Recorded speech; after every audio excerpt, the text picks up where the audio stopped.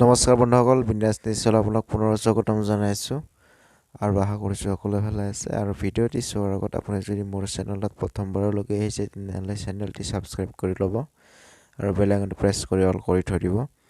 আৰু মই ইয়াৰ কাৰণে এইটো ভিডিঅ' বনাইছোঁ যে আপোনালোকে যাতে তাত গৈ এপ্লাই কৰিব গৈ আপুনি যাতে ফিৰি নাহে।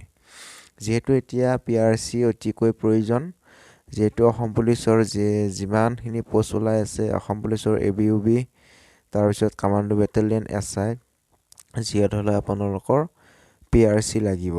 এতিয়া PRC বনাব যাওঁতে আপুনি কি ডকুমেণ্ট লৈ যাব লাগিব, নহ'লে আপুনি কিন্তু বনাব গৈ আপুনি আকৌ ঘূৰি আহিব লাগিব বা পিছত আকৌ বনাব লগা হ'ব পাৰে। যিহেতু PRC এপ্লাই কৰোঁতে আমি কি ডকুমেণ্টছ লৈ যাব লাগে তাৰ ওপৰত আজি মই কথা ক'বলৈ গৈ আছোঁ। আৰু প্ৰথম কথা হৈছে PRCৰ 1 নম্বৰতে আপোনাৰ মই এফালৰ পৰা কৈ যাই থাকিম, আপুনি ধুনীয়াকৈ গুৰুত্বপূৰ্ণ হয় ভিডিঅ'টো চাব।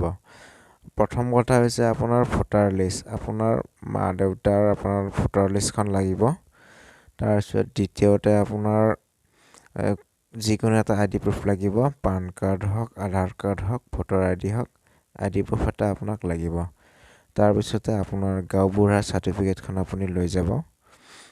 3টা হ'ল। তাৰপিছত আপোনাৰ লিগেচি ডাটা লাগিব, NRC যিখন লিগেচি ডাটা আছে সেইখন আপুনি উলিয়াই কিনে দোকানত গৈ আপুনি উলিয়াই কিনে লৈ যাব।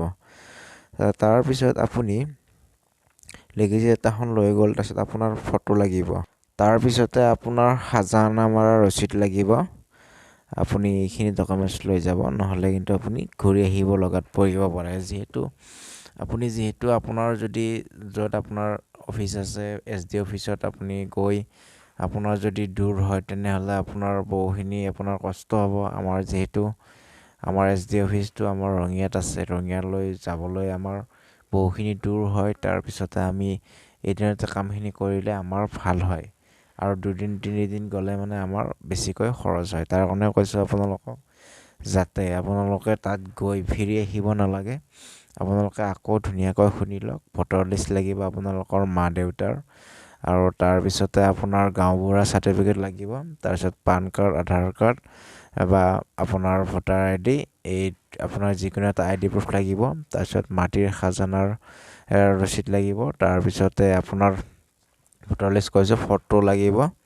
এইখিনি আপুনি ডকুমেণ্টছ, আৰু আপোনালোকৰ মেট্ৰিকৰ ডকুমেণ্টছ হওক, হায়াৰ ছেকেণ্ডেৰী হওক, এইখিনি আপুনি লৈ যাব যাতে আপুনি ফিৰি আহিব নালাগে। তাৰ কাৰণে মই এইটো ভিডিঅ' বনাইছোঁ যে বহুত ল'ৰা ছোৱালীয়ে এনেকুৱা হৈছে যে PRC নাই, তেওঁলোকৰ কি কৰোঁ কি নকৰোঁ লাগি আছে। যিহেতু অসম পুলিচত এপ্লাই কৰোঁতে PRC লাগে। এতিয়া যিহেতু আমাৰ DGP ছাৰে কৈছে যে আপলোড দিছে ফেচবুক পেজত, তেওঁ মানে ভেৰিফাইড বা এনেকুৱা ডমিচাইল হ'লে হ'ব, কিন্তু বৰ্তমানলৈকে ডাইৰেক্টলি তেওঁ মানে যিখন ফৰ্ম আছে অসম পুলিচৰ, ফৰ্মখনত মানে ডাইৰেক্ট উঠাই দিয়া নাই। তাত অকল PRCৰ অপশ্যন আছে। হয়তো বহুত বন্ধু বান্ধৱীয়ে হয়তো এপ্লাই কৰিয়ে দিলে, তেওঁলোকে ডমিচাইলেৰে হয়তো কৰিয়ে দিলে। আৰু আপুনি যদি কৰা নাই, হয়তো কেইদিনমান আপুনি ধৈৰ্য ধৰক, হয়তো আপোনালোকৰ PRCৰ হয়তো অপশ্যন দি দিব পাৰে।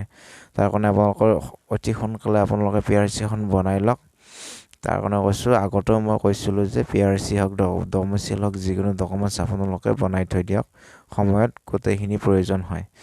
আৰু আপোনালোকে ভালকৈ বনাই থৈ দিয়ক, আৰু যাতে এইখিনি ডকুমেণ্টছ লৈ যায়, তেতিয়াহ'লে কিন্তু আপুনি ঘূৰি আহিব লগাত নপৰিব। তেতিয়া আপুনি এপ্লাই কৰিব পাৰিব। আৰু মই ভিডিঅ'টো বেছি দীঘলীয়া নকৰি মই সমাপ্ত কৰিছোঁ। জয় অসম।